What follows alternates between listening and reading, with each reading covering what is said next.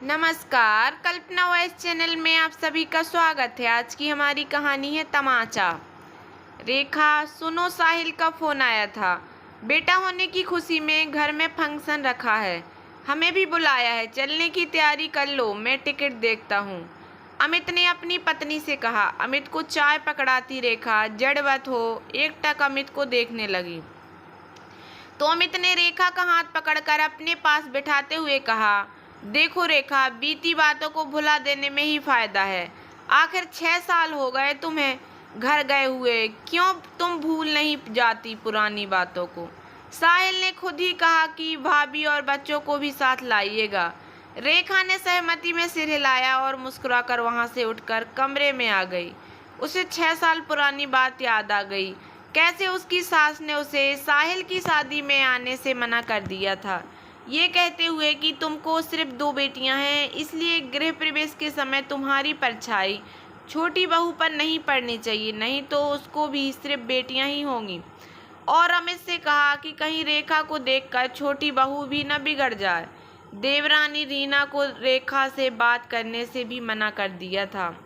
ना इतने सालों में देवर देवरानी ने ही बात की कभी रेखा से, फिर ये अचानक बुलावा क्यों। अनगनित मन में सवाल को लिए रेखा अपनी दोनों बेटियों के साथ ससुराल पहुंची। घर में प्रवेश करते ही उसने देखा कि घर का पूरा नज़ारा ही बदला हुआ है। पूरे घर को देवर देवरानी ने अपने हिसाब से सजा लिया था। रेखा जैसे ही अपने कमरे की तरफ जाने के लिए बढ़ी, तभी रीना ने टोकते हुए कहा, भाभी उधर नहीं, इधर ही सामान रख लीजिए, हमने उस कमरे में स्टडी रूम बना रखा है। रेखा ने अमित की तरफ देखा तो अमित ने अपनी नज़रें झुका ली और कहा, कोई बात नहीं, हमें कौन सा यहाँ रहना है, बस 1-2 दिन की बात है, कहीं भी रह लेंगे। सामान रखकर रेखा और अमित साथ में अपनी माँ मालती जी से मिलने उनके कमरे की तरफ बढ़े कि तभी रीना ने उन्हें रोकते हुए कहा, भाभी सासू माँ अब इधर नहीं, बाहर बैठक के बगल वाले कमरे में रहती हैं। रेखा और अमित बैठक के कमरे की तरफ गए। वहां जाकर मालती जी को देखते दोनों की आंखों से आंसू निकल पड़े। चारपाई पर गर्मी में बैठी मालती जी की दमदार काया अब बेहद कमजोर हो चुकी थी।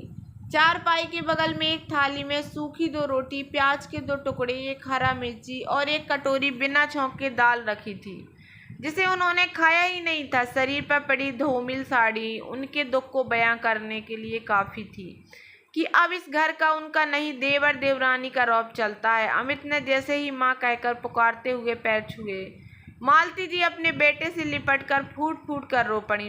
रोते हुए उन्होंने अमित को उठाकर अपने सीने से लगा लिया और सिर्फ इतना ही कह पाई, आज याद आई माँ की, तुझे इतना नाराज हो गया था तू अपनी माँ से। अमित ने भी रोते हुए इतना ही कहा, माँ मेरी तो हर सांस में आपको याद करती है, आप ही नाराज होकर बात नहीं करती थी।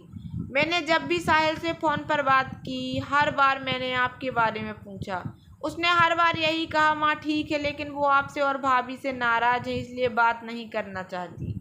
रेखा ने आगे बढ़कर मालती जी के पांव छुए, लेकिन चुपचाप उनको एकटक देखती रह गई। वो सोचने लगी कि वही सासू माँ हैं, जिनको अपने पेंशन का घमंड था, जिनकी बातों में एक रौब था, जिनको सिर्फ साहिल से उम्मीद थी कि उसकी बीवी ही उनकी सेवा करेगी। जिस साहिल के प्यार में अंधी सासू माँ ने कभी भी रेखा और अमित की भावनाओं की कद्र नहीं की।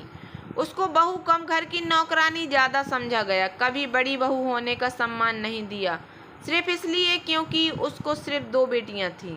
उनके लाख कहने पर भी रेखा ने लिंग परीक्षण कराकर बेटा पैदा करने की इच्छा को पूरा नहीं किया, जिस बात में अमित ने भी रेखा का साथ दिया। रेखा को देखते मालती जी ने कहा, देख लो बहू, ये वक्त का तमाचा है जो मुझे लगा है। जिस बेटे का लिए मैंने तुम्हें हमेशा नीचा दिखाया, कभी तुम्हारा सम्मान नहीं किया, तुम्हें तुम्हारे अधिकारों से वंचित रखा, आज उसी बेटे ने मेरी ये हालत कर दी, मुझे मेरे ही अधिकारों से वंचित कर दिया।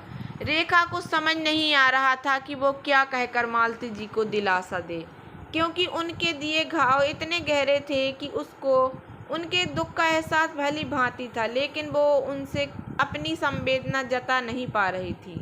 शाम को पूजा पाठ होने के बाद साहिल ने कहा, भैया ये पेपर पर आपके साइन चाहिए थे मुझे। अमित ने देखा तो वो प्रॉपर्टी के पेपर थे। उसने गुस्से में साहिल की तरफ देखा तो उसने कहा, भैया ऐसे क्या देख रहे हैं? आपके बेटा तो है नहीं और आप शहर में अपने लिए घर बना ही चुके हैं, तो ये गांव की जगह ज़मीन मेरे नाम कर दीजिए। आखिर बुढ़ापे में मेरा बेटा ही हम दोनों की सेवा करेगा। अमित ने आज पहली बार गुस्से में कहा, अच्छा तू भी तो बेटा ही है। क्या तूने माँ की सेवा की है जो तू अपने बेटे से उम्मीद कर रहा है? और किस किताब में लिखा है सेवा सिर्फ बेटा करता है, बेटियां नहीं? और तू ये भूल रहा है सिर्फ शहर का ही नहीं, इस गांव की ज़मीन और घर भी मैंने ही बनवाए हैं, तो इसका चाहे जो मैं करूं, समझा?